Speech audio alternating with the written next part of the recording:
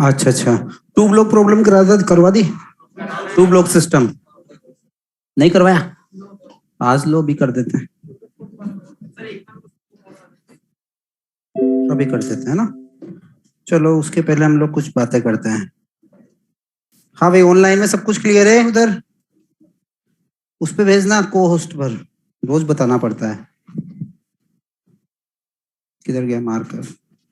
तुम लोगों में से कितने बच्चे ऐसे हैं जो लास्ट ईयर एलन में ही नहीं थे, जो लास्ट ईयर एलन में नहीं थे, है ना? तो तुम लोग नोट्स का अरेंजमेंट कैसे कर रहे होंगे? क्योंकि हम लोगों को तो लेक्चर्स बहुत कम मिल रहे हैं। न्यूटन लॉज, काइनेमेटिक्स, इनमें लेक्चर्स क्या हैं? बहुत कम है, एक तरह से रिवीजन लेक्चर्स चल रहे हैं। तो लास्ट ईयर लगभग 1 मंथ में पढ़े होंगे तुम काइनेमेटिक्स, है ना? कि ज्यादा हम पढ़े थे 1 मंथ में? अभी हम टोटल 6-7 लेक्चर्स में करेंगे। तो तुम लोग एक काम करना, नोट्स या तो इन लोगों से लेके जेरोक्स करवाना, है ना, या फिर मॉड्यूल्स रीडिंग लगाना, ठीक है ना? क्योंकि हम अगर लिखाने लग जाएंगे तो 7 डेज में अपना सिर्फ एवरेज स्पीड, एवरेज वेलोसिटी होगी, तो समझो उस चीज को। या फिर मैं एक काम करता हूँ, मैं आज एलन प्लस पर जो हम लेक्चर्स लिया करते थे ना, उसमें से क्या करूंगा, जो पीपीटी था वो कुछ पार्ट उसका शेयर कर दिया करूंगा। थ्योरी पार्ट आज आ ही जाएगा तुम्हारे पास उससे, लेकिन तुम उसको पढ़ते नहीं हो, इसलिए बोल रहा हूँ जेरोक्स करवा लेना। उसको तो मैं शेयर कर दूंगा, लेकिन बच्चे की आदत में क्या होता है, मोबाइल हाथ में आते फिर कुछ और देखने लग जाता है ना? तो क्लास नोट्स की जेरोक्स भी एक बार करवा लेना, ठीक है ना? एज इट इज वो वाले क्वेश्चन हो या ना हो, पर थ्योरी तो एटलीस्ट लिखी हुई मिल जाएगी, ठीक है ना? क्योंकि 7 लेक्चर्स वर्सेस 1 मंथ बहुत बड़ा गैप होता है, तो उसको फुलफिल करना तुम्हारे लिए, मेरे लिए, सबके लिए बहुत मुश्किल सा टास्क है, ठीक है ना? तो मेहनत करो, अच्छा होगा। नोट्स जेरोक्स करवाना, और मैं शेयर भी कर दिया करूंगा। हाँ भाई, आगे स्टार्ट करें।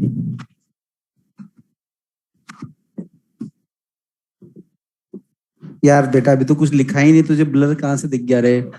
हाँ, ये देख, ये क्या बन रहा है, ये क्या है? सही दिख रहा है, सर्कल है,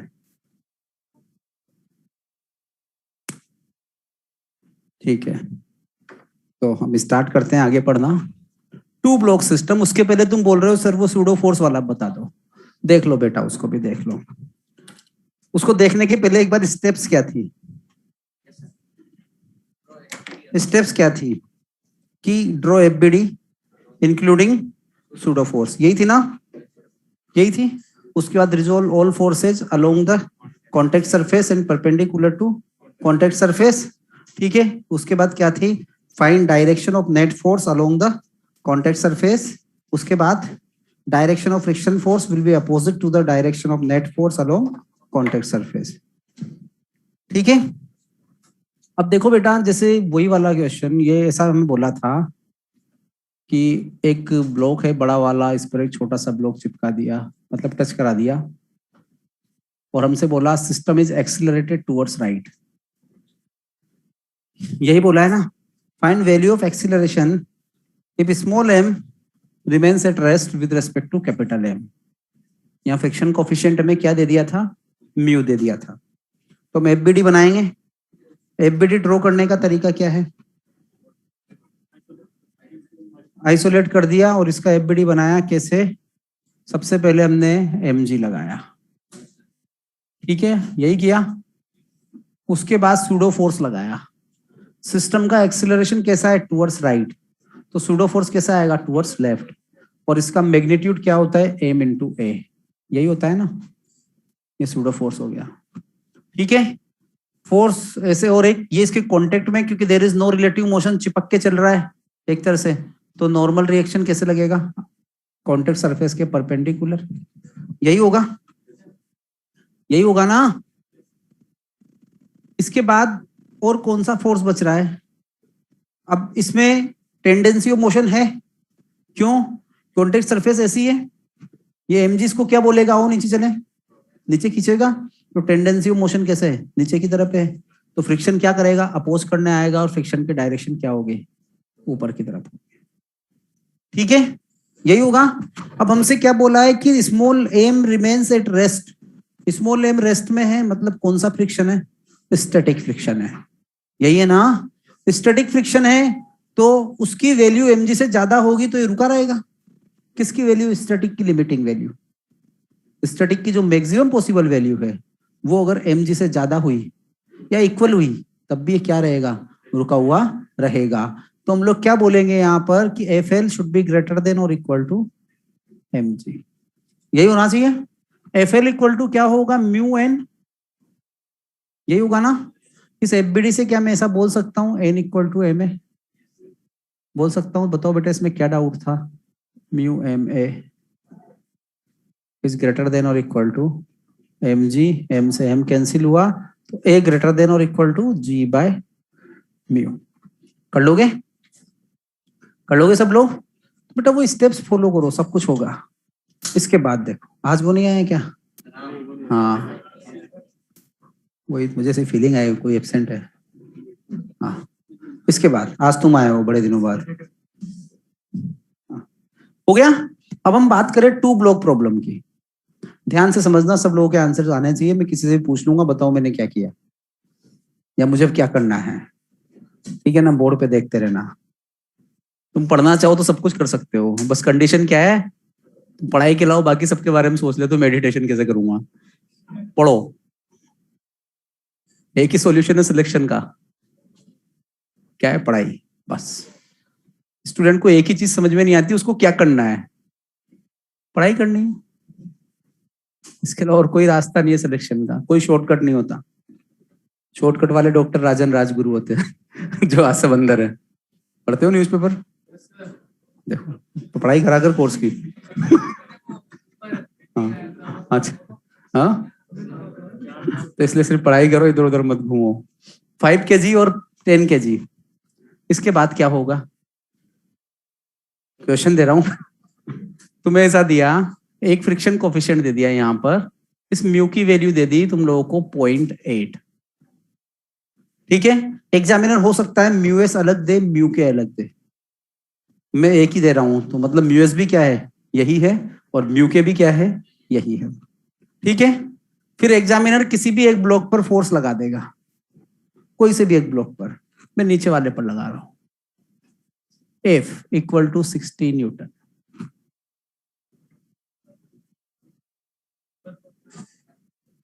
हाँ, कोई बात नहीं, मैंने क्या बोला? किसी भी एक पे लगा देता हूं, ठीक है?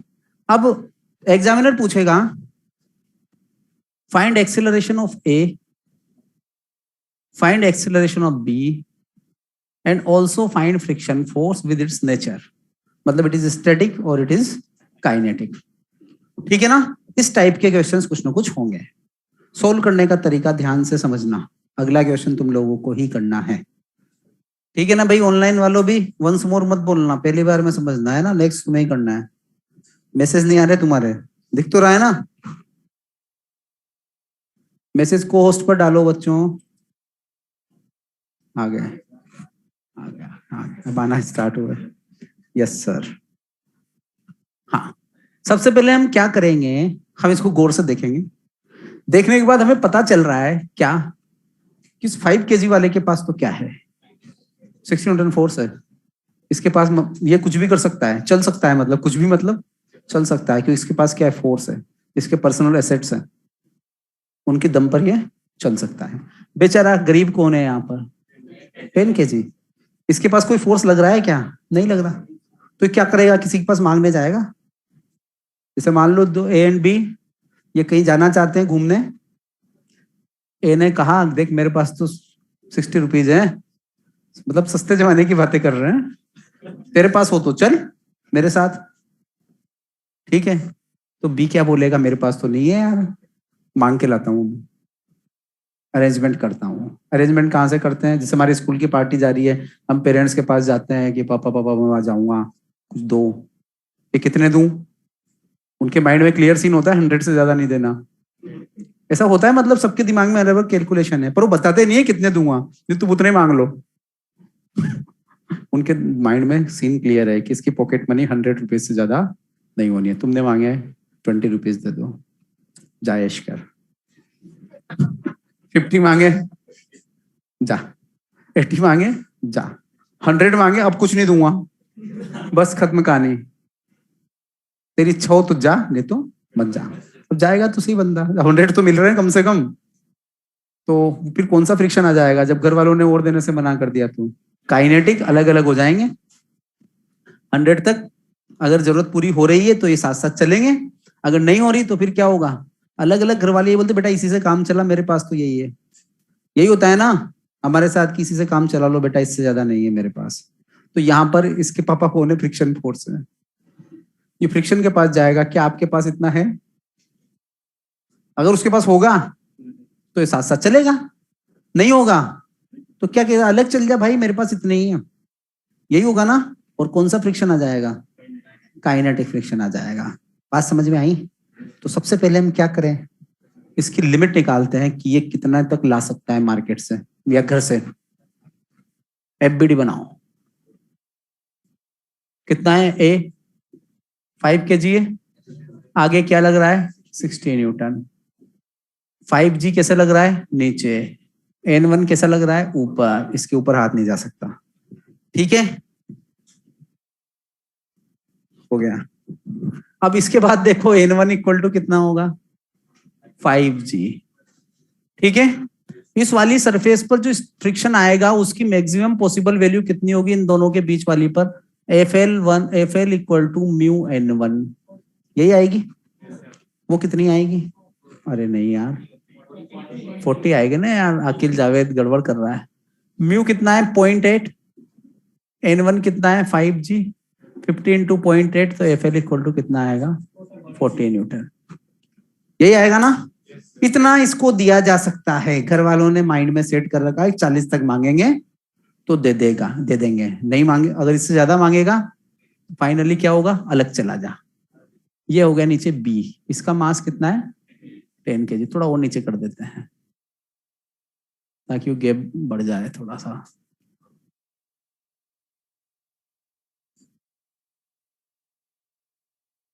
अब देखो बच्चों, ऊपर वाले को तो 50 न्यूटन चला रहा है, 60 न्यूटन, नीचे वाले को कौन चलाएगा, काइनेटिक नहीं, ओनली फ्रिक्शन। अभी हम ये नहीं बता सकते काइनेटिक है स्टैटिक है, बहुत संभल संभल के सोल्व करना पड़ेगा। नीचे वाले को कौन चलाएगा, फ्रिक्शन। जैसे मेरा हाथ,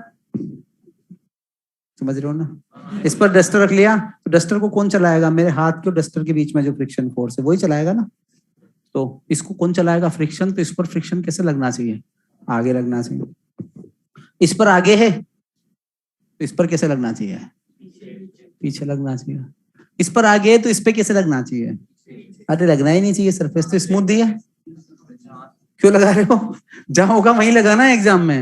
ये तो तुम इसको आगे दो और इसको पीछे दे दो भाई, जरूरत तो उसको है, क्योंकि इस सरफेस का फ्रिक्शन है इन दोनों के बीच का। बात समझ में आई, क्लियर है। अभी देखो ना मैंने एफ के लिखा है ना मैंने एफ एस लिखा है, मैंने कुछ नहीं लिखा, मैंने सिर्फ लिखा है कि यहाँ कोई ना कोई सा फ्रिक्शन है, यही लिखा है ना। अब मैं इसको सोल्व करता हूं, इसकी जरूरत निकालते हैं कि इसको जरूरत कितने की है, ठीक है। तो हमने बोला सबसे पहले let A and B move together with common acceleration AC। हमने माना कि ये दोनों साथ साथ चलें, और कितने एक्सिलरेशन चलें AC से। तो कॉमन एक्सिलरेशन AC क्या होगा, AC equal to F external, यही होता है ना acceleration, upon MA plus MB, यही होता है, इसमें कोई डाउट, यही होता है ना। यहां इस सिस्टम को अगर मैं A एंड B को एक सिस्टम मानता हूं तो इस सिस्टम पर बेटा F एक्सटर्नल कितना है 60 न्यूटन है। अगर इस सरफेस पर फ्रिक्शन होता तो पीछे की तरफ 60 माइनस फ्रिक्शन आता, होता ना, मैं दूंगा एक क्वेश्चन में, तुम्हें ही करना पड़ेगा, है ना, पीछे की तरफ फ्रिक्शन आता, लेकिन यह नहीं है, इसलिए सिर्फ क्या लिखा है 60 बोला है। अपॉन MA कितना है 5, MB कितना है 10, तो A कॉमन इक्वल टू कितना आ गया 4 मीटर पर सेकेंड स्क्वायर। कि सिस्टम साथ साथ कितने फोर्स से चल सकता है, कितने एक्सेलरेशन चल सकता है, 4 मीटर पर सेकेंड स्क्वायर से चल सकता है। यहां तो कोई डाउट किसी को है क्या, नहीं है। अब जरूर चेक किससे करना है? जिसके पास फोर्स नहीं है, जो किसके दम पर चल रहा है? फ्रिक्शन के दम पर। तो हमने बोला force required for B to move with AC equal to 4 metre per second square. कि इसको 4 मीटर पर सेकेंड स्क्वायर से चलने के लिए कितने फोर्स की रिक्वायरमेंट है? ठीक है, यही है ना? तो क्या हुआ, कितना फोर्स आएगा बताओ मुझे? F required equal to mass of B into acceleration common वाला, कितना आया? 40 न्यूटन। इसने ये कैलकुलेट कर लिया कि मुझे A के साथ जाने के लिए कितने फोर्स की रिक्वायरमेंट है? 40 न्यूटन की रिक्वायरमेंट है। इस रिक्वायरमेंट को लेकर ही किसके पास पहुंचा? फ्रिक्शन के पास। क्या आप 40 न्यूटन दे सकते हो? फ्रिक्शन ने बोल दिया ले ले, पर ये इससे ज्यादा नहीं दूंगा, क्योंकि उसकी लिमिटिंग वैल्यू कितनी है? 40 है। तो फ्रिक्शन ने इसको दे दिया F रिक्वायर्ड इक्वल टू क्या हो गया? FL, है ना? मतलब there is no relative motion, यही हुआ ना? जितना जरूरत थी उतना अवेलेबल है। तो फ्रिक्शन ने क्या किया? 40 न्यूटन दिया, 40 न्यूटन और नो रिलेटिव मोशन। मतलब कौन सा फ्रिक्शन होगा? कौन सा होगा? अरे कौन सा होगा, याद ही नहीं होगा आधा बच्चों को तो। स्टैटिक फ्रिक्शन होगा, और उसकी वैल्यू कितनी होगी? Fs equal to 40 Newton.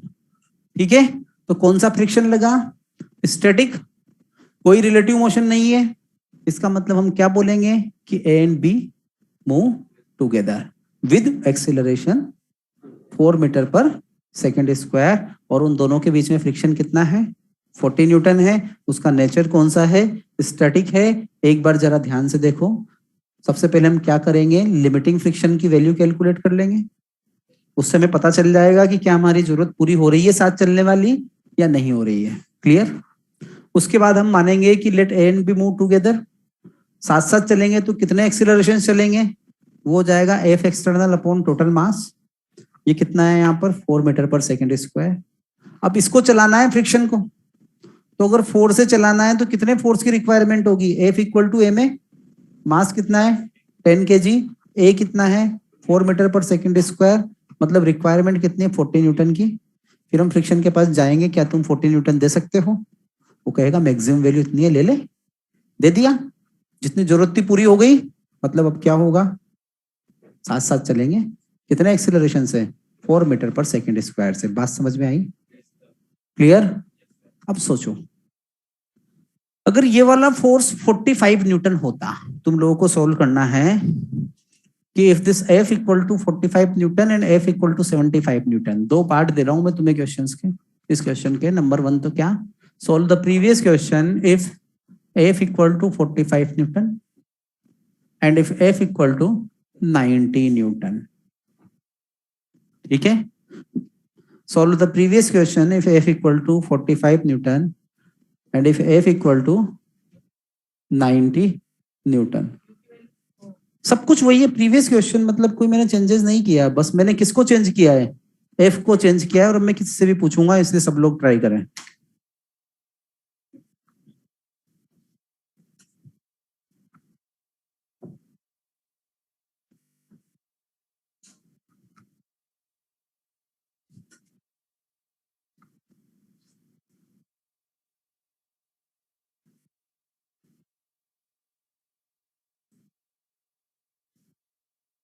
हो गया बेटा?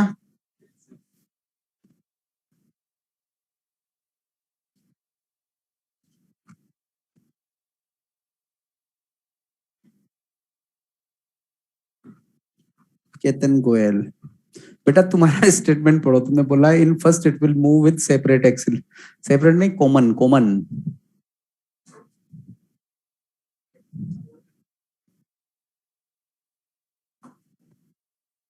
हाँ, पहले में क्या होगा? साथ साथ हैं। कितने एक्सेलरेशन से मूव करेंगे? 3 मीटर पर सेकेंड स्क्वायर से। और फ्रिक्शन फोर्स कितना होगा? तुम बताओ भाई, सेकंड लास्ट रो से आगे वाला तुम। हाँ, क्या कर रहे हो तुम? हाँ, नहीं उसमें क्या बना रहे हो? वही दो दो जगह एक साथ।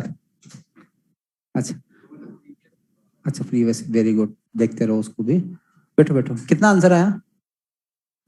नहीं बना तो इससे अच्छे से समझ लेता ना, तो देखने की जरूरत नहीं पड़ती। हाँ भाई, क्या आया लास्ट रो? हाँ, तुम्हारा क्या आया? चलो, कितने लोगों का आया 30 न्यूटन? सही से बताओ। वेरी गुड, ध्यान से देखा था, हो गया। तुम भी देखो भाई, तुम्हारा भी होगा। तुम्हारा आया बेटा सेकंड लास्ट रो? क्यों, क्या प्रॉब्लम आ रही है मुझे बताओ जरा। एक्सेलरेशन कितना आ रहा है? 3 मीटर पर। तो उसके बाद तो क्या करना है, ये वाली स्टेप है। कितने फोर्स की रिक्वायरमेंट है? 40 की थोड़ा ना। 3 से चलाएगा तो देख कितना होगा, 10 × 3। कितने की रिक्वायरमेंट है? 30 की। अवेलेबल कितना है? 40। तो फ्रिक्शन कितना देगा? जितने की जरूरत है ना। 30 दे देगा। तो क्या रिलेटिव मोशन होगा? नहीं होगा। तो फ्रिक्शन कितना हो गया? 30 न्यूटन।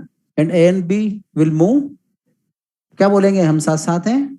और कितने एक्सेलरेशन चल रहे हैं? 3 से चल रहे हैं। सबको क्लियर है? कर लोगे? हो गया भाई, तुम्हारा हो गया। पीछे हुआ उसका हो गया। आगे बढ़े। तो अब आगे वाला बता दो, मैंने तो दिया हुआ है। 60 क्या? हाँ, सोच, कंसेप्चुअली सोच के आंसर सही है। हाँ, और सोचो सोचो, सबको आता है, बस आंसर सही देना है। 14 न्यूटन। और एक्सेलरेशन कितना होगा? एक का 4 होगा,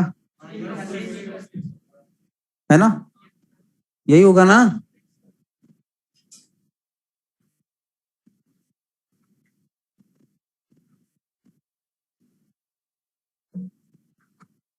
देखो बेटा, सिंपल है बिल्कुल।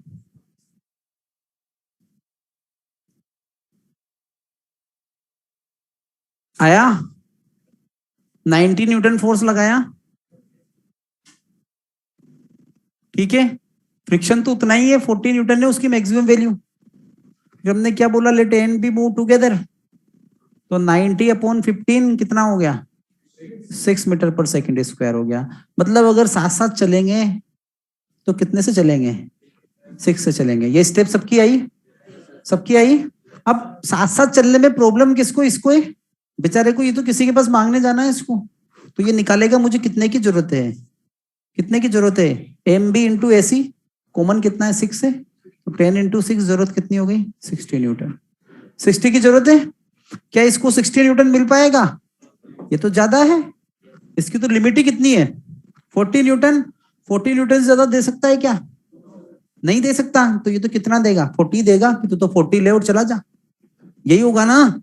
तो क्या होगा, F required is greater then limiting value, इसलिए क्या होगी यहाँ पर? रिलेटिव मोशन होगा। और रिलेटिव मोशन होगा तो कौन सा फ्रिक्शन लगेगा? काइनेटिक फ्रिक्शन लगेगा, यही लगेगा ना। और उसकी वैल्यू कितनी हो जाएगी? एफ के इक्वल टू 40 न्यूटन। ये मैं 40 क्यों बोल रहा हूं? क्योंकि मुझे सिर्फ एक ही म्यू दिया हुआ है। अगर वहां म्यू के दिया हुआ होता तो फिर मैं म्यू के इंटू एन निकाल के रखता। समझे मेरी बात को? समझ गए इसको? सबका आ गया? 40 न्यूटन दे दिया। 40 न्यूटन देते ही देखो कैसा डायग्राम बनेगा, ऐसा बनेगा। ऊपर वाला ए, मास कितना? 5 kg। आगे कितना? 90 न्यूटन। पीछे कितना? एफ के इक्वल टू 40, यही है। तो a acceleration of a equal to 90 minus 40/5, यही होगा ना। 10 मीटर पर सेकंड स्क्वायर। कितने लोगों का सही था? है ना, यहां तक तो सबका सही था ना। अब एक्सिलरेशन तो नेट फोर्स के अकॉर्डिंग निकलेंगे ना। बी को देखोगे तो बताओ बेटा, बी पर क्या लग रहा है? सिर्फ 40 न्यूटन लग रहा है ना। इसका मास कितना है? 10 kg। तो A B equal to 40/10 equal to 4 metre per second square. Clear?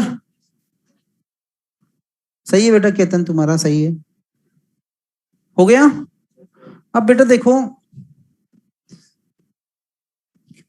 बिल्कुल आसान है, सेम पैटर्न पर चल रहा है। एक और क्वेश्चन दे रहा हूं। चलो इसमें अगर कोई तुमसे पूछे, सोचो अगर एग्जामिनर ऐसा बोले कि find the minimum value of force F for which they will move separately, इस एफ की मिनिमम वैल्यू कितनी हो कि अलग अलग चलने लग जाए, तो देखो 60 से थोड़ा सा भी ज्यादा होगा ना, चलने लग जाएंगे। उसको आंसर देने का समझो कैसे दे रहा हूं। हमने इसकी लिमिट निकाली, इस पर मैक्सिमम कितना हो सकता है, 40 न्यूटन हो सकता है। मतलब ये बी मैक्सिमम कितने एक्सीलरेशन से चल सकता है, 4 मीटर पर सेकेंड स्क्वायर चल सकता है। बी का एक्सीलरेशन 4 से ज्यादा कभी भी नहीं आएगा। जैसे देखो मैंने 90 न्यूटन लगाया तब भी बी का एक्सीलरेशन कितना आया, 4। या 4 से ज्यादा कभी नहीं आएगा। तो साथ साथ बी कब तक चल सकता है, 4 मीटर पर सेकेंड स्क्वायर तक चल सकता है। समझ रहे हो ना? तो पूरे सिस्टम को 4 से चला दो। सिस्टम का मास कितना है, 15 kg, 15 इंटू 4 कितना हो गया, 60 न्यूटन। 60 न्यूटन से थोड़ा सा भी बढ़ा दोगे ना, 60.000000001, तब भी क्या होंगे ये लोग, सेपरेटली चलने लग जाएंगे। बात समझ में आई? ठीक है ना? हाँ, एक बार और देखो, maximum possible acceleration of B कितना होगा, 4 होगा। पूरे सिस्टम को 4 से चला के देख, 15 kg मास है, 4 से चलाओगे तो एफ एक्सटर्नल कितना लगेगा, mass into acceleration, 15 into 4, 60 Newton, यही लगेगा ना। तो 60 न्यूटन पे कौन सी कंडीशन आ जाएगी, बाउंड्री कंडीशन। उससे थोड़ा सा भी ज्यादा लगा दोगे तो ये क्या होगा, चलने लग जाएगा। और हमें क्वेश्चन में क्या दिया है, मिनिमम वैल्यू ऑफ फोर्स है, तो हम आंसर क्या दे देंगे, 60 न्यूटन दे देंगे। हाँ। अरे 40 आया था ना, मैं सिस्टम को दे रहा हूँ, इसको थोड़ा दे रहा हूँ। इसके एफबीडी में तो सिर्फ एफ के लगा हुआ है, सिस्टम कौन सा है, समझ गए, समझे क्या? ठीक है ना? तो ऐसे डाउट आते रहने चाहिए, लेकिन क्लियर भी होने चाहिए, एग्जाम में परेशान हो जाओ नहीं तो। क्लियर है? चल अब एक बार मैं ऊपर फोर्स दे देता हूँ, अच्छा ऊपर दिया है, एक बार नीचे दे देता हूँ। अब तुम लोगों को करना है, सब लोग सही करने की कोशिश करना भाई, सबका सही होगा अगर सही करने की कोशिश करोगे तो। ए 10 kg, बी 15 kg, ये दे दिया एफ, म्यू इक्वल टू 0.5। ठीक है?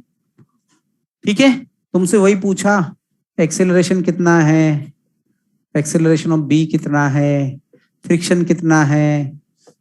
ठीक है, if F equal to, first part,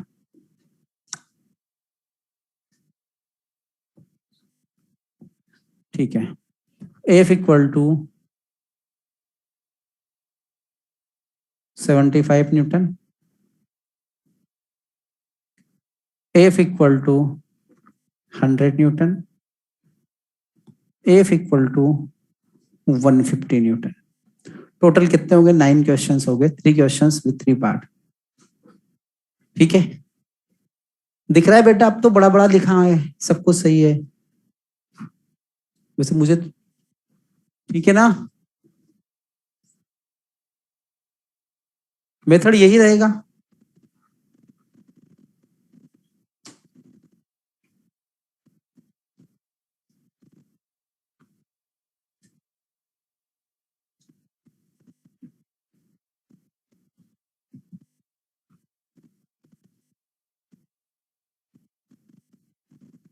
Saurabh Kumar, 10 kg पर फ्रिक्शन का डायरेक्शन नहीं आया बेटा। जब ये इसको आगे चलाना है 10 kg को, तो फ्रिक्शन कैसे लगेगा, आगे की तरफ लगेगा ना, क्योंकि फ्रिक्शन इसको चला कर ले जाएगा, उसको रिलेटिव मोशन स्टार्ट नहीं होना देना, इसलिए। हो गया सौरभ?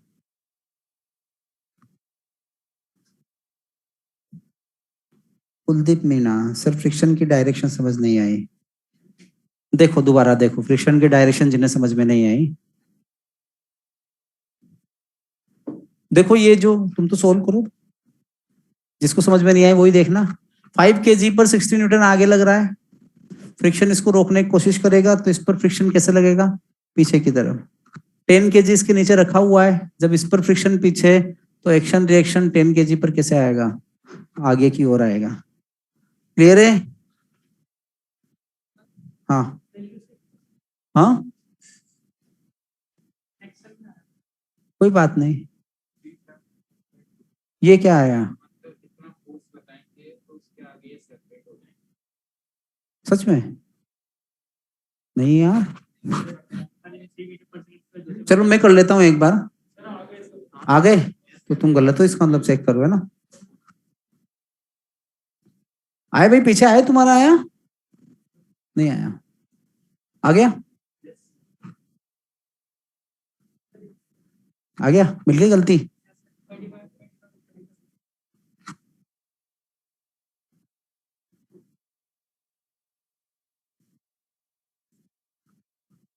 मेरा तो आ रहा है।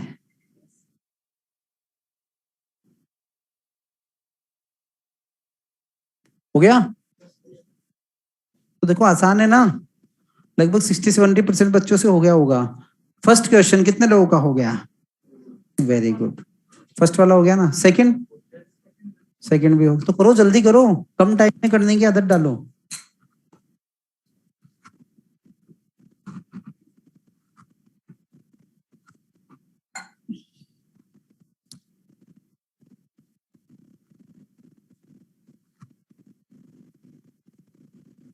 हो गए बेटा ऑनलाइन? हाँ, मैं बताऊं आंसर, देखिए मैं भी सोल्व कर लेता हूं तुम्हारे साथ। 50, 55, 5, 15, 10 हो गया भाई। ये तो फर्स्ट वाला में क्या, 75 3 मीटर पर सेकेंड स्क्वायर, यही है ना। एंड फ्रिक्शन फोर्स कितना है, 3 न्यूटन, 30 न्यूटन, यही आ रहा है क्या? ठीक है। सेकंड वाले में 4 metre per second square, friction force 40 Newton, कितने लोगों का आया? वेरी गुड, कितना अच्छा लगता है इतने सारे बच्चे सही करे तो। थर्ड वाले में देखो, अब मुझे करने दो भाई, मुझे भी तो चेक करने दो खुद को। हाँ, 50। फर्स्ट थर्ड वाले में ए का तो आ रहा है 5 मीटर पर सेकेंड स्क्वायर, और बी का आ रहा है 100/15, मतलब 20/3। बी का आया 20/3। जिनका ये नहीं आया वो चेक करें, मुझे गलत प्रूव करें, तो खुद सही हो जाएंगे। आ गया तुम्हारा, यही आया ना, वेरी गुड।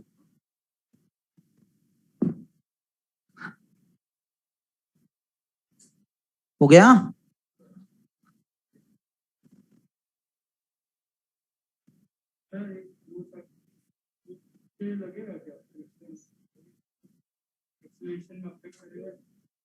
ग्राउंड पे थोड़ना रिलेट, जब अलग अलग कर रहे हो तब, सेपरेट कर रहे हो तब। ऊपर वाले पर ए पर आगे लगेगा, बी पे पीछे लगेगा, तो जब सेपरेटली देखोगे तब तो अलग अलग, तभी तो आएगा। करो ना।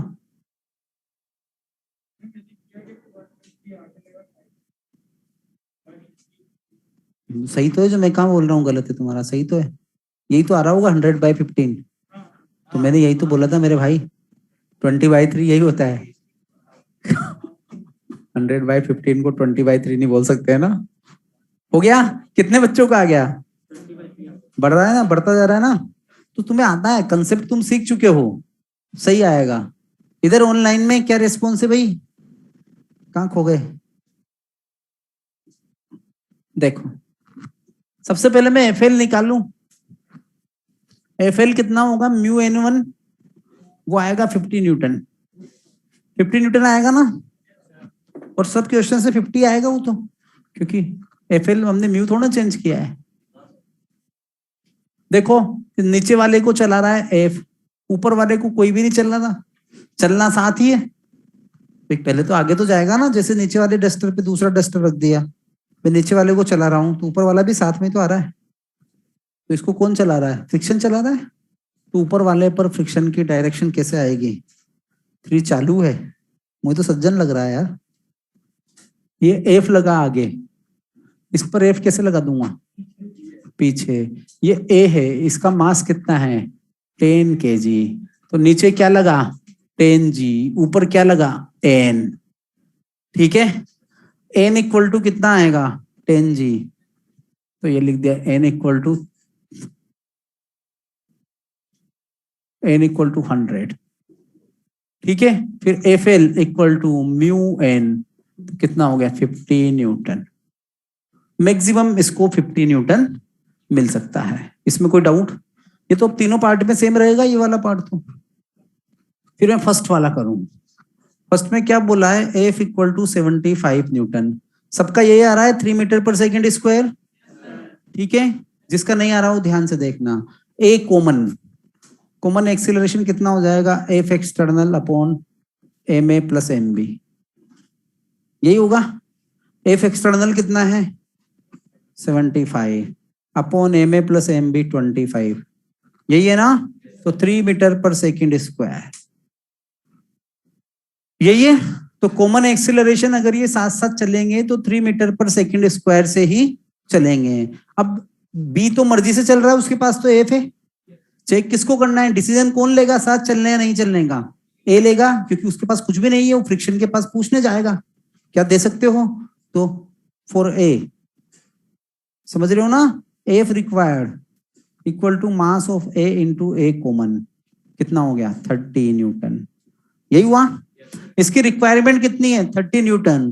फ्रिक्शन कितना दे सकता है 50 तक, तो फ्रिक्शन खुशी खुशी देगा। फ्रिक्शन क्या बोलेगा भाई, F L is greater then F required, इसलिए क्या बोल दिया, नो रिलेटिव मोशन, ठीक है। फ्रिक्शन कौन सा है, स्टैटिक है, और उसकी वैल्यू कितनी है, एफ एस इक्वल टू कितनी होगी 30 न्यूटन, यही होगी। अब किसी के मन में आया सर मैं तो निकालूंगा, तो तुम यहाँ पुट करके देख लो। इसको 30 लिखोगे तो इसका एक्सेलरेशन कितना आएगा 3 आएगा।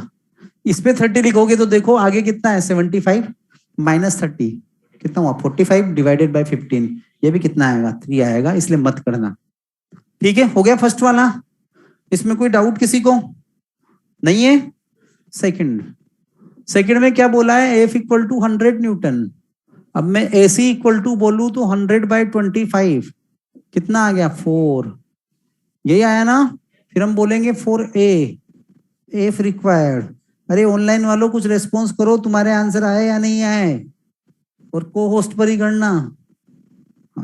F required equal to MA into AC, यही होगा ना। तो ये कितना आएगा भाई 40 न्यूटन। जरूरत कितने की है 40 की, अवेलेबल कितना है 50, इसलिए यही टर्म यहाँ कॉपी पेस्ट कर रहा हूँ, है ना। एक कॉपी की यहाँ पेस्ट कर दी, और एफ एस इक्वल टू कितना आ गया 40 न्यूटन, समझ गए। यही आ रहा था, किसका नहीं आया सही से बताओ, बता दो, उसमें क्या शर्म है। सबका आ गया, आगे देखो थर्ड पार्ट दिख रहा है।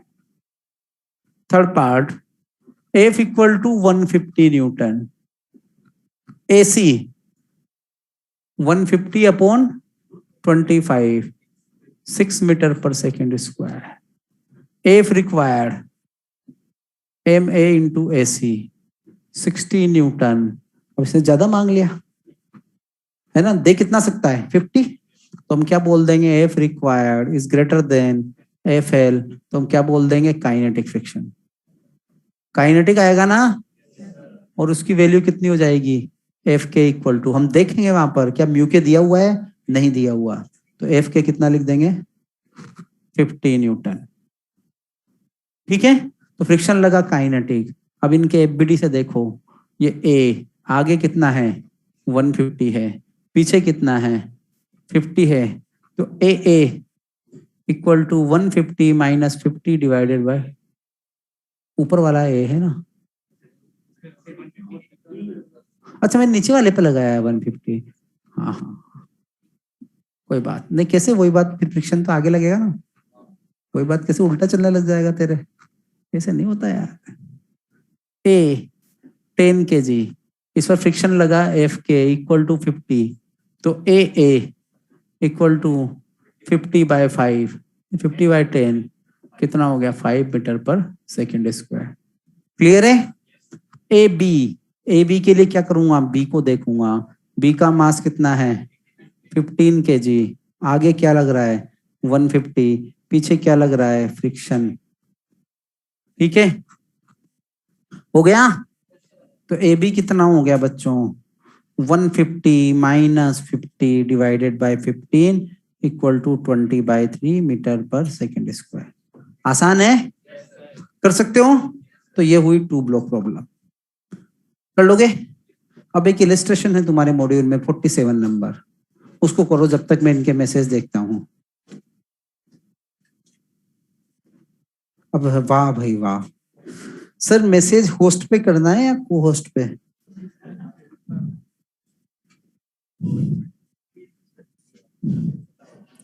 पेज नंबर देख देखिए 207 के आसपास है क्या? 206 पर है। Page number 206 illustration number 47। मैं करूं या तुम कर लोगे? दिमाग टाइम 2 मिनट से ज्यादा नहीं दूंगा इसलिए कह रहा हूं। पेज नंबर 206 जल्दी निकाल।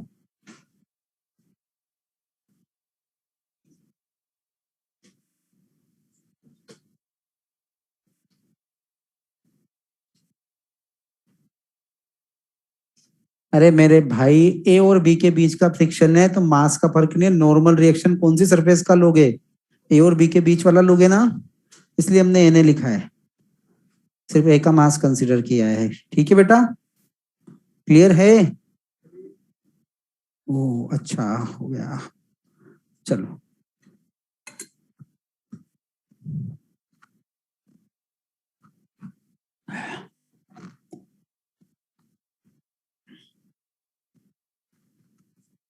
हो गया,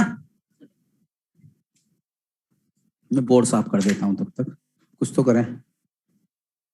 और कोई डाउट हो तो पूछ लो।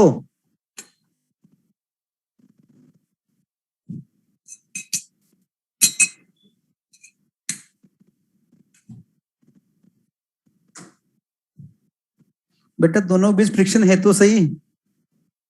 सर अगर दोनों के बीच फ्रिक्शन होता तो है तो सही, दोनों के बीच में। वही तो, तभी तो सवाल हुआ है। अगर नहीं होता तो अलग अलग चलने लगते ना।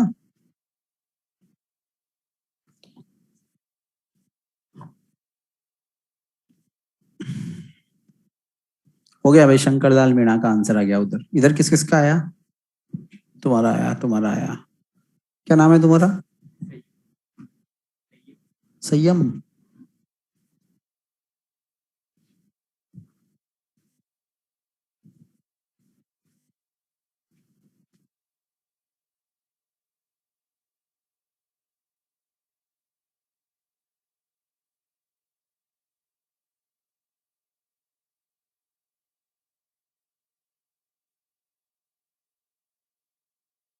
मौलिक जैन का भी आ गया। अच्छा अच्छा, सर रजिस्ट्रेशन नंबर कौन सा करना था? 47 करना है बच्चों, जो पेज नंबर 206 पर है। नीचे ही नीचे की तरफ लिखा हुआ है ना, ऊपर वाला 45 है, 46 है, हमें 47 करना है।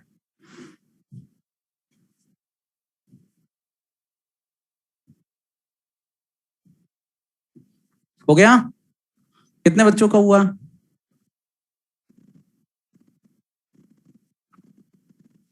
होगा, बाकी का भी होगा। इसमें थोड़ा सा चेंजेस है ना, इसलिए नहीं हुआ होगा।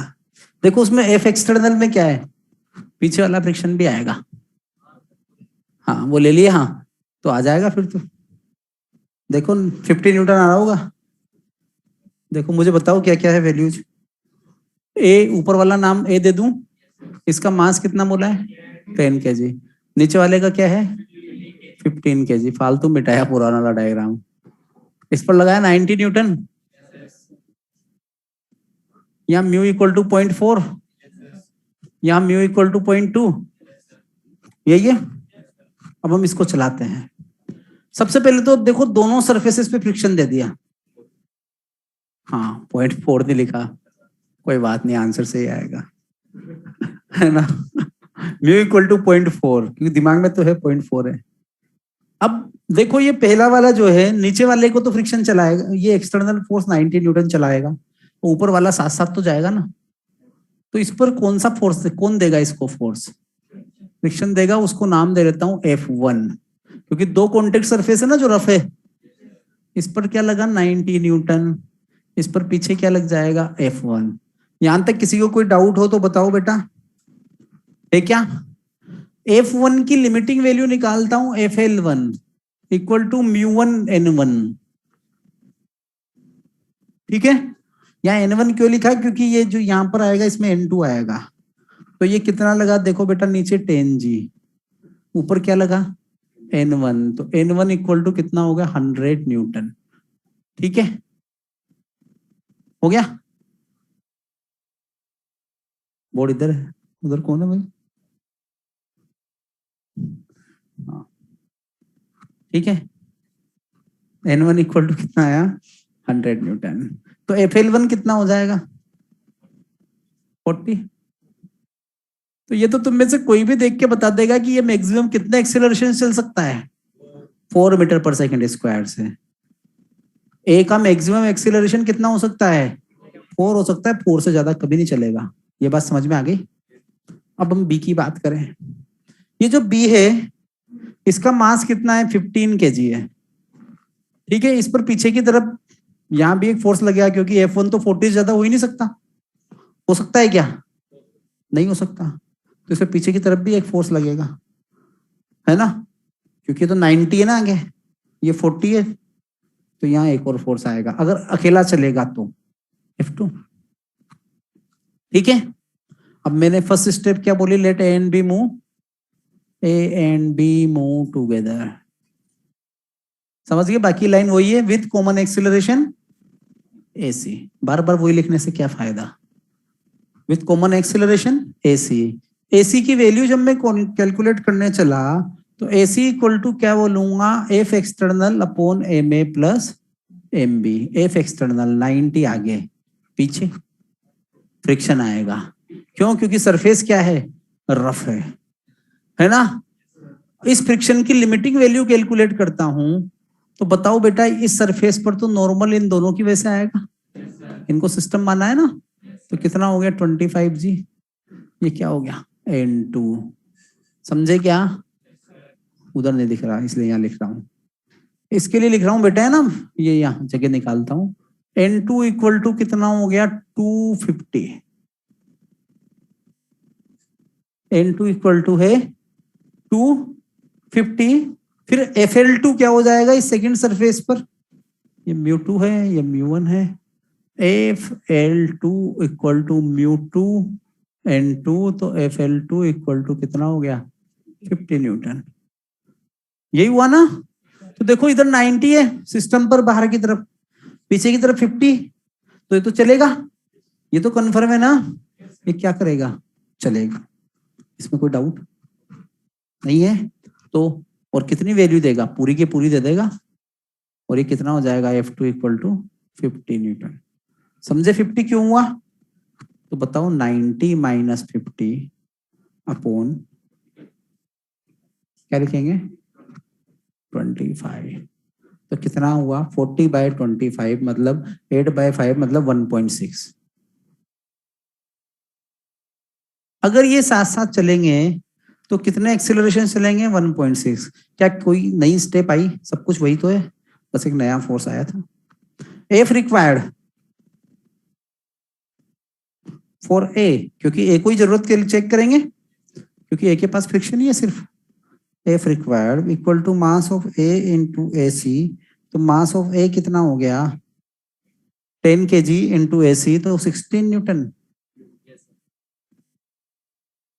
अब उसके पास वो तो 40 लेके बैठा है, समझ रहे हो ना, तो 16 देने में उसका क्या बिगड़ रहा है, कितने ले ले, समझ रहे हो? तो ये दे दिया भाई इसने कितना 16। हमने क्या बोल दिया, F required is less than FL1, तो क्या होगा no relative motion, friction static, है ना, और उसकी वैल्यू FS1 कितनी 16 न्यूटन। एक्सीलरेशन दोनों का क्या होगा इक्वल होगा, ए इक्वल टू क्या होगा AB होगा, और कितना होगा 1.6। कितने लोगों का ये आंसर आया था, या सेम स्टेप्स फॉलो की थी? स्टेप सेम थी, तो कैलकुलेशन फास्ट करो और अच्छी करो। क्लियर है? किसी को कोई डाउट हो तो बताओ, बोलो भाई। नहीं है? नहीं है भाई, हो गया। इसके बाद चलो एक और कर लो, अब 2 ब्लॉक नहीं दे रहा हूं, बहुत हो गए।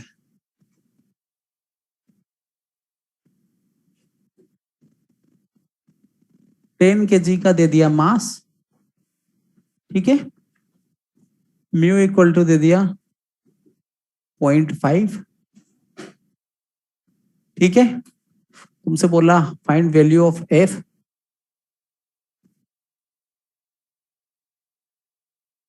To maintain 10 kg at rest, to maintain 10 kg at rest. इसको रोके रखने के लिए कितने फोर्स की रिक्वायरमेंट है? कभी कभी होता है ना, डस्टर ऐसे छोड़ूंगा तो गिर जाएगा, मैंने दाब दिया ऐसे, कितना फोर्स लगाऊं कि ये रुका रहे? कितना है? 200 न्यूटन आ रहा है तुम्हारा। और बताओ भाई, किसी और क्या आ रहा हो तो?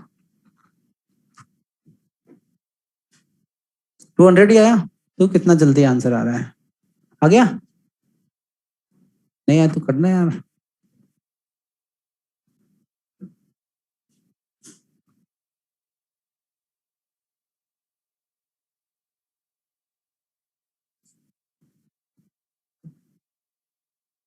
बेटा कुछ डाउट वाउट हो तो भेज दो।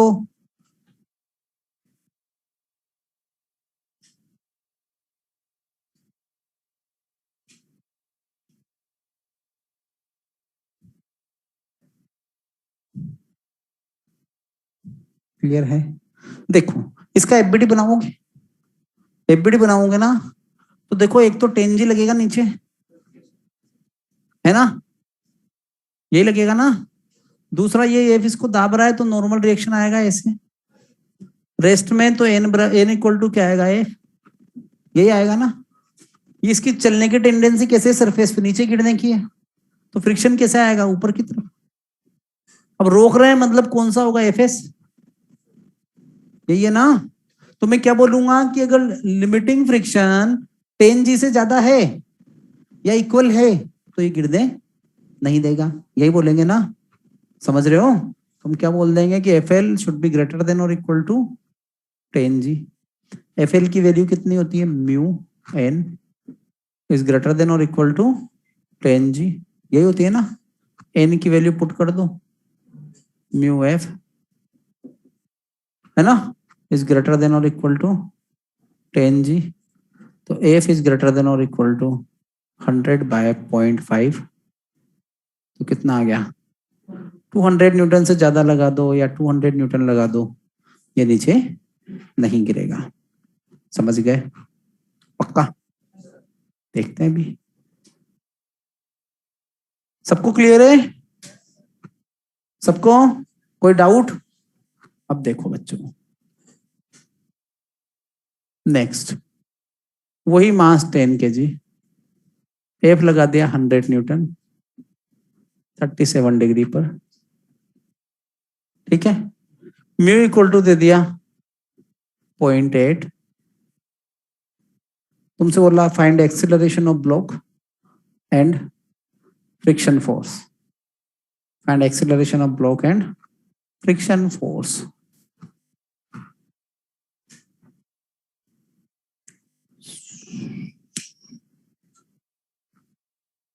हो गया? कोई डाउट आउट हो तो बता दो बेटा उधर से।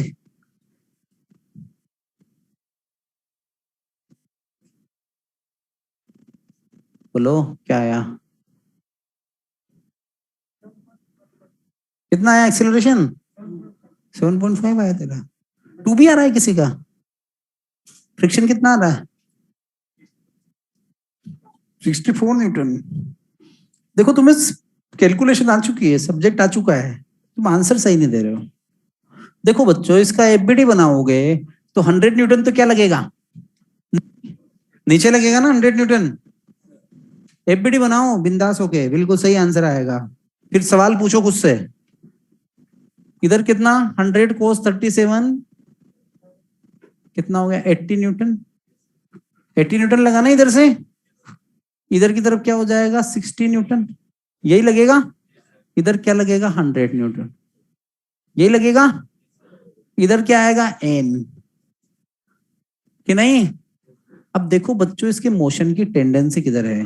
100 नीचे 60 ऊपर, किधर गिरेगा? नीचे। तो फ्रिक्शन कैसे लगना चाहिए? ऊपर की तरफ। अभी मैंने ये नहीं बोला स्टैटिक या काइनेटिक है, हम देखेंगे। अगर स्लिप होगा तो काइनेटिक होगा, अगर नहीं होगा तो स्टैटिक होगा। मैं एफएल निकाल लो, म्यू एन, या डायग्राम से पता चल रहा है एन इक्वल टू कितना है 80 न्यूटन, तो F L equal to mu कितना है 0.8 इंटू 80, और तुमने बोल दिया कि फ्रिक्शन लग रहा है 64 न्यूटन।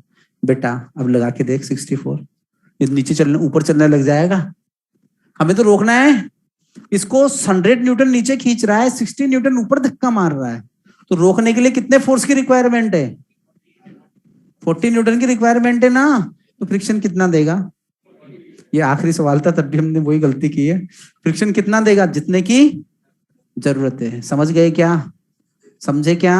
तो फ्रिक्शन कौन सा होगा, स्टैटिक, वैल्यू कितनी होगी 40 न्यूटन, है ना। और स्टैटिक है तो एक्सेलरेशन कितना हो गया 0। समझ गए, सबको अपनी अपनी गलतियां पता चल गई। हाँ, यहीं से चैप्टर स्टार्ट हुआ था, यही खत्म। एक बार सोच अपने माइंड में मैंने एफएस क्यों लिखा, फिर मुझे बता, क्योंकि तो लास्ट क्वेश्चन है। अगर अभी भी हम उस चीज को नहीं लगा पा रहे हैं कि स्टैटिक कितना हो लगता है, जितने की जरूरत है, इसको रोकने के लिए कितने की जरूरत है 40 की जरूरत है, तो 40 देगा ना। समझ रहा है, क्लियर। ये खत्म हुआ चैप्टर। नेक्स्ट काइनेमेटिक्स, नहीं तो फिर कब करेगा, अभी टाइम बच रहा है देख 5 मिनट। कौन घड़ी देखना नहीं आता, कौन है भाई, 15 मिनट है। 5 into 3 बोलना चाह रहा था वो। हाँ, अब देखो भाई, हम बात करें काइनेमेटिक्स की, तो मैं इसके नोट शेयर करूंगा, कोशिश करूंगा शेयर कर दूं पूरे। क्या है यार, 30 डेज और 6 डेज में जो डिफरेंस होता है वो आएगा, है ना। और तुम फास्ट होगे तो वो डिफरेंस भी नहीं आएगा, ठीक है ना, क्योंकि एग्जाम तूने देना है। तेरी जगह मैं चल जाऊं तो 30 मिनट में प्रिपेयर कर दूंगा, पर देना तो चाहिए ना। तो मैं एक ही बच्चे के लिए जा सकता हूँ देने, इसलिए लेक्चर्स कम है, तो इसलिए क्या करें, मॉड्यूल वॉड्यूल भी पढ़ लिया करो, उसमें भी थ्योरी दी हुई होती है ज्यादा अच्छी, है ना।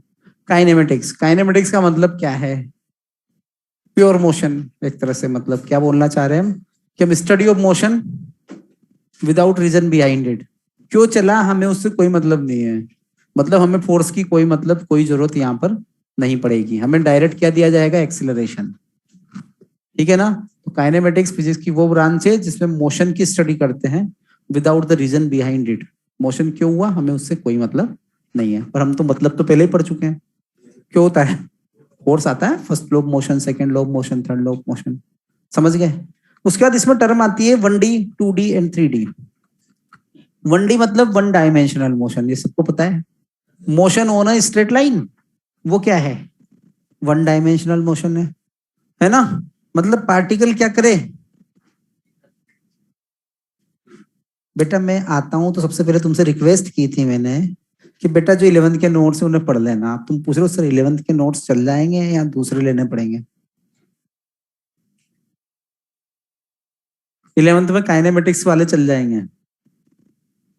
ये मार्कर है, स्ट्रेट लाइन है, ये की क्या है, इसी पे चलेगी, तो इसका मोशन क्या है, वन डायमेंशनल मोशन है, मतलब motion along a straight line continue. इस पे आगे या इस पे पीछे, ऐसा नहीं है कि ऐसे चलने लगी बीच में निकल गए। अगर ऐसे चलेगी तो दो दो कोऑर्डिनेट चेंज हो रहे हैं ना एक साथ, तो कौन सा हो जाएगा, 2 डायमेंशंस, इधर भी और इधर भी। अब अगर ऐसे चलने लगी तो हर तरफ एक्स वाई जेड तीनों क्या हो रहे हैं, साइमल्टेनियसली चेंज हो रहे हैं, तो ये क्या हो गया 3 dimensional motion. 1D motion on a straight line, 2D motion in a plane. जैसे कि हम लोग चलते हैं रोड पर, हम अपने रूम पर जा रहे हैं, कहीं जा रहे हैं, तो हम कभी एक्स में चलेंगे कभी वाई में चलेंगे। ऐसा थोड़ा ना जंप करेंगे यहाँ से डाई लगा के सीधे अपने हॉस्टल के रूम में, नहीं जा सकते ना, मोशन इन स्पेस आ जाएगा। समझ रहे हो, क्लियर। तो वो 2D। 3D क्या है, बर्ड मैंने बताया तुम्हें, स्पेस में चल रहा है, तो वो क्या है बच्चों 3D है। उसके बाद आता है rest and motion. Rest and motion क्या होता है ये भी तुम्हें पता है, कोई तुमसे इस पर ऐसे नहीं लिखवाने वाला कि explain rest and motion with proper examples. क्या होता है रेस्ट एंड मोशन, तुम किसी को मोशन में कब बताओगे, नहीं, मैं तुम्हारी बात कर रहा हूं। बस अब तुम्हें पता है, जब तुम्हारे रेस्पेक्ट में कोई चल रहा हो तो तुम क्या कहोगे? मोशन में। मोशन नहीं, मोशन। और अगर तुम्हारे रेस्पेक्ट में कोई नहीं चल रहा तो तुम क्या बोलोगे? रेस्ट में है। जैसे अब इसको अगर तुम बोलना चाहो तो क्या बोलोगे कि rest and motion are relative terms, depends on object and observer. ठीक है, if position of object changes with respect to observe, with respect to observer, then we can say it is in motion. बस ये बोल दिया, ऐसे notes हो गए। जबकि मतलब तो क्या है, अगर तुम्हारे रेस्पेक्ट में पोजीशन चेंज हो रही है तो वो क्या है? मोशन में है। समझ रहे हो? जैसे कि हम क्या कर रहे हैं, मैं ट्रेन में जा रहे हैं, सब लोग सेम कंपार्टमेंट में बैठे हुए हैं अपनी अपनी सीट पर, और एक बंदा ग्राउंड पे खड़ा हुआ है, तो ग्राउंड वाला तो हमें क्या बोलेगा कि हम मोशन में है, और तुम लोग क्या बोलोगे? हम एलन में। तुम लोग क्या बोलोगे? तुम रेस्ट में हो। क्यों? एक दूसरे के रेस्पेक्ट में तो तुम रेस्ट में ही हो ना, ठीक है ना? और जमीन वाले को क्या बोलोगे तुम लोग? वो मोशन में है, क्योंकि तुम्हारे रेस्पेक्ट में उसकी पोजीशन क्या होती जा रही है? चेंज होती जा रही है। तुम पेड़ को देखते हो, पेड़ पीछे जा रहा है, मोशन में आ गया ना। तुम्हारे रेस्पेक्ट में होता है नहीं होता? समझ गए? कौन आया? कोई है क्या? नहीं है? ठीक है, बुलाओ फिर।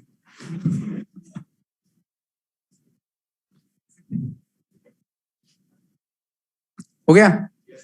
समझ गए? Rest and motion are relative terms. इसके बाद हम लोग क्या बात कर रहे हैं? क्या पढ़े इसके बाद? कुछ भी?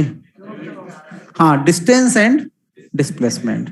देखो डिस्टेंस क्या है? Distance is a scalar quantity. अरे बेटा, मैं एक बार जब मैं आया था, मैंने जो बातें बोली थी मैं दोबारा बोल रहा हूँ। तुम अभी भी 11th के नोट्स पे अटके हुए हो। तुम्हारे पास मॉड्यूल है, उसमें पूरी थ्योरी दी हुई है, नंबर 1। नंबर 2 मैं आज शेयर कर दूंगा एलन प्लस पे, वहां पर चेक कर लेना, ठीक है ना? समझ गए? अब एलन प्लस पे नोट्स दिए जाएंगे, वो मैं शेयर कर दूंगा, उनको एक बार रीडिंग लगा लेना साथ साथ, क्योंकि अगर हम लिखेंगे तो 7 लेक्चर्स में हम लोग 30 लेक्चर्स बराबर नहीं कर सकते। क्लियर? सबने सुन लिया उधर से? उधर से मतलब ऑनलाइन वालों ने, मतलब यार। हाँ भाई, हो गया बेटा? क्लियर है? अब इधर देखो, डिस्टेंस एंड डिस्प्लेसमेंट। हमेशा बोलते हैं कि हम ए टू बी जाना चाहते हैं। ए क्या है? इनिशियल पोजीशन, और बी क्या है? Final position. डिस्टेंस की डेफिनेशन होती है, it is the actual path length travelled by a particle. या ऐसा बोलूं, it is the actual path length travelled by a moving particle, है ना? एक मूविंग पार्टिकल ने जो टोटल पाथ चला वो क्या है? डिस्टेंस है। पाथ लेंथ उसकी मर्जी हुई, मैं तो इधर से जाऊंगा, तो इस पाथ की लेंथ भी क्या कहलाएगी? डिस्टेंस कहलाएगी। अगर 100 मीटर है तो 100 मीटर हो गई डिस्टेंस। अगर इसने कहा नहीं मैं तो सर अब ऐसे जाऊंगा, ये आगे 200 मीटर, तो ये भी क्या कहलाएगी? डिस्टेंस। कितना हो गया? 200 मीटर हो गया। उसने कह दिया मैं तो वैसे जाऊंगा 50 मीटर। कुछ भी मतलब, जिस पाथ से चलेगा उसी की लेंथ क्या कहलाएगी? डिस्टेंस कहलाएगी। उसने कह दिया मैं ऐसे जाऊंगा, ये भी डिस्टेंस है। अरे डिस्टेंस तो है ना, एक्चुअल पाथ लेंथ। ठीक है, तो डिस्टेंस क्या है? Actual path length travel by a particle. It is a scalar quantity, ठीक है? क्योंकि पर्टिकुलर कोई डायरेक्शन नहीं है, तुम किधर भी चल जाओ, वही डिस्टेंस हो गई। अब सोचो, मैं ऐसे चल रहा हूं तो पाथ लेंथ तो कंटिन्यू इंक्रीज ही होगी ना मूविंग पार्टिकल के लिए। चलने वाली डिस्टेंस है वो तो बढ़ती जाएगी अगर मैं चल रहा हूं तो, कि नहीं? पाथ लेंथ बढ़ती जा रही है, तो हम क्या बोल सकते हैं कि distance always increases with time. For a moving particle distance always increases with time. ये बात समझ में आई? समझ में आई? दूसरी बात, डिस्टेंस इज नेवर नेगेटिव। क्यों नेगेटिव नहीं है? क्यों? क्यों? क्योंकि पाथ लेंथ क्या, फॉर मूविंग पार्टिकल बोल रहा हूँ, फॉर मूविंग पार्टिकल, है ना? Distance is never negative. Length कभी नेगेटिव होती है क्या? कभी लेंथ को नेगेटिव बोल सकते हो? नहीं बोल सकते। तुम बोलो दुकान पे जाके -1 मीटर कपड़ा दे, वो क्या बोलेगा तुमसे? उसको फिजिक्स नहीं आती तब भी क्या बोलेगा? चल भाग यहाँ से, यही बोलेगा ना। तो लेंथ को हम नेगेटिव में मेजर नहीं कर सकते। तो डिस्टेंस तो क्या पाथ लेंथ है, तो ये कभी नेगेटिव हो सकती है? नहीं हो सकती, ये हमेशा क्या है? पॉजिटिव है। दूसरी बात ये हमने क्या बोली है? Always increases with time. अब डिस्प्लेसमेंट क्या होता है? डिस्प्लेसमेंट को अब दूसरी एक और बात सुनो, डिस्टेंस हमने कैसे बोला? It is the actual path length. अब इस बंदे के पास तो इनफाइनाइट नंबर ऑफ चॉइस है, वो कहेगा मेरी इच्छा होगी उधर से जाऊंगा, क्योंकि हमने एक्चुअल पाथ लेंथ बोली है। तो बिटवीन टू पोजीशंस डिस्टेंस की कितनी वैल्यूज पॉसिबल है? इनफाइनाइट वैल्यूज पॉसिबल है। जैसे उसकी इच्छा होगी वैसे चलेगा, और वही पाथ लेंथ क्या हो जाएगी वहां पर? डिस्टेंस हो जाएगी। समझ रहे हो? क्लियर?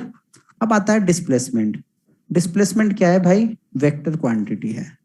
ठीक है, displacement is a vector quantity. इसकी डायरेक्शन दूसरी, it is the straight line distance, straight line distance between A and B. मतलब ए और बी, मतलब इनिशियल और फाइनल पोजीशन को हमेशा किससे ज्वाइन कर दो? स्ट्रेट लाइन से ज्वाइन कर दो, तो वो मैग्नीट्यूड क्या कहलाएगा? डिस्प्लेसमेंट के मैग्नीट्यूड के इक्वल होगा, जिसको हम शॉर्टेस्ट पॉसिबल डिस्टेंस भी बोलते हैं, है ना। लेकिन हमारे माइंड में ये भी होना चाहिए कि भाई मैं स्ट्रेट लाइन से ज्वाइन कर दूं। दो पॉइंट्स के बीच में डिस्टेंस मिनिमम कब होती है? जब स्ट्रेट लाइन से ज्वाइन करो, वही है ना।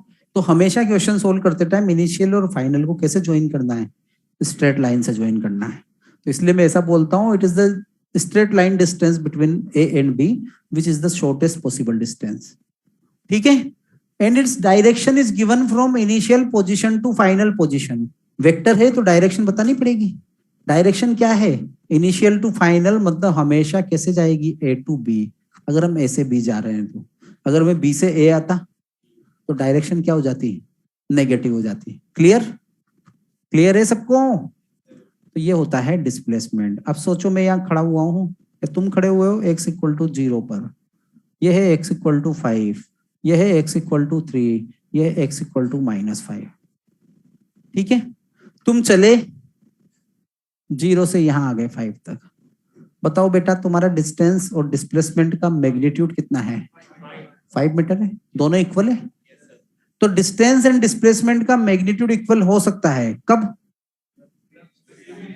When particle move on a straight line without change in direction. क्योंकि अगर उल्टा चलने लग गया तो इसी लाइन पे, तो डिस्टेंस तो क्या होगी? बढ़ जाएगी, बट डिस्प्लेसमेंट क्या होगा? कम होगा। तो हम ऐसा बोल सकते हैं कि मैग्नीट्यूड ऑफ डिस्प्लेसमेंट एक केस में डिस्टेंस के इक्वल भी हो सकता है। कब? जब पार्टिकल स्ट्रेट लाइन मोशन कर रहा है, डायरेक्शन को चेंज नहीं कर रहा। तो यहां पर डिस्टेंस और डिस्प्लेसमेंट कितना हो गया? 5 मीटर।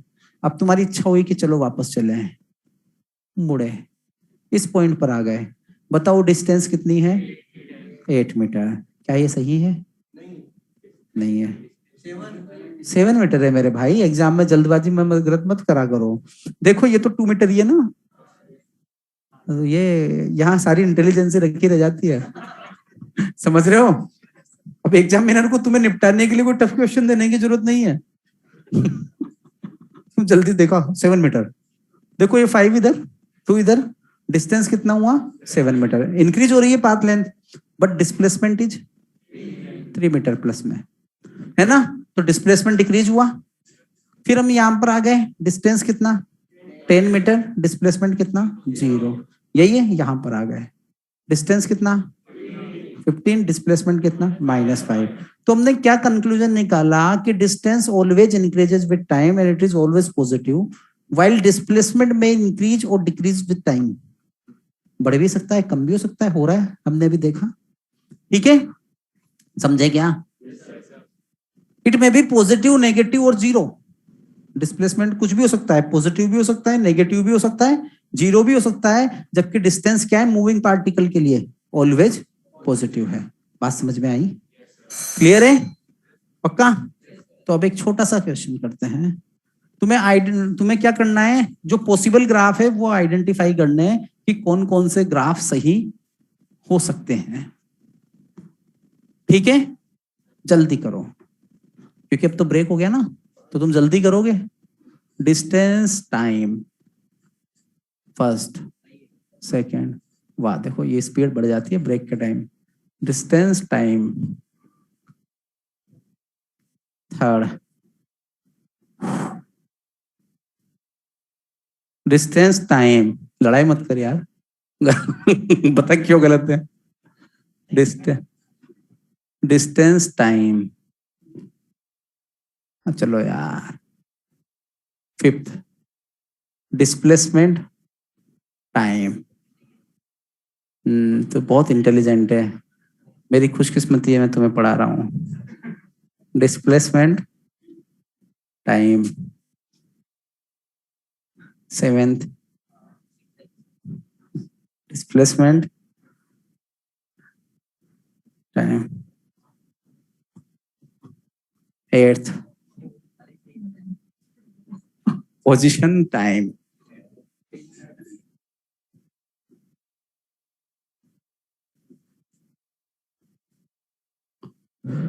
फर्स्ट सही है। लॉजिक क्या दे दिया, distance is always positive and increases with time. Second गलत है। क्यों? क्योंकि डिस्टेंस हमेशा इंक्रीज होती है। यहाँ क्या हो रही है, पेड़ बढ़ रही है फिर कम हो रही है, समझे? तो गलत है। थर्ड वाला गलत है, पहले डिक्रीज हो रही है फिर नेगेटिव है, जबकि डिस्टेंस क्या होती है, पॉजिटिव होती है और इंक्रीज ही होती है। फोर्थ वाला गलत है क्योंकि नेगेटिव है। फिफ्थ वाला डिस्प्लेसमेंट साथ तो कुछ भी हो सकता है, पॉजिटिव भी हो सकता है, नेगेटिव भी हो सकता है, इंक्रीज भी हो सकता है, डिक्रीज भी हो सकता है। समझे क्या? लास्ट वाला गलत है। देखो क्यों? देखो पहले टाइम बढ़ता जा रहा है, फिर टाइम पीछे की तरफ आने लगा। टाइम ऐसा होता है क्या? नहीं होता ना। दूसरी बात, तो कितनी जल्दी है जाने की। दूसरी बात इधर देखो, इस पर्टिकुलर टाइम पर मैं इसकी पोजीशन देखूं, दो पोजीशन आ रही है। क्या एक टाइम पर किसी पार्टिकल की दो पोजीशन हो सकती है? फिजिकली एग्जिस्टेंस हो सकता है दो जगह? नहीं हो सकता। तो एक टाइम पर एक ही पोजीशन है, इसलिए ये वाला क्या है, गलत है। बेटा ऑनलाइन में कोई डाउट हो तो बताओ। नहीं है?